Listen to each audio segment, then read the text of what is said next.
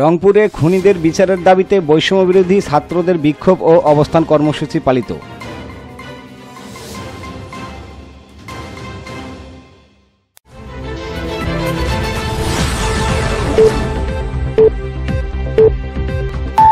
আসসালামু আলাইকুম।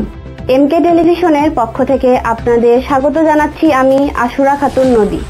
শুরুতেই শুনলেন সংবাদ শিরোনাম, এখন ডেস্ক থেকে বিস্তারিত। 15ই আগস্ট 2024 রংপুর টাউন হলের গেটের সামনে বৈষম্যবিরোধী ছাত্ররা সাবেক প্রধানমন্ত্রী শেখ হাসিনা সহ সকল খুনিদের বিচারের দাবিতে সকাল থেকে বিভিন্ন স্কুল, কলেজ ও বিশ্ববিদ্যালয় শিক্ষার্থীদের রংপুর টাউন হলের গেটের সামনে এসে জড়ো হতে থাকে। বেলা বাড়ার সাথে সাথে তারা বৈষম্যবিরোধী ছাত্র জনতার খুনিদের বিচারের দাবিতে প্লাকার্ড হাতে স্লোগান ও বিক্ষোভ প্রদর্শন করতে থাকে। তারা অবিলম্বে হাসিনা সহ সকল খুনিদের বিচার ও ফাঁসির দাবি জানান। Mosharraf Hossain, news desk, MK television. শেষ করছি এমকে টেলিভিশনের সংবাদ। এতক্ষণ সাথে থাকার জন্য সবাইকে অসংখ্য ধন্যবাদ।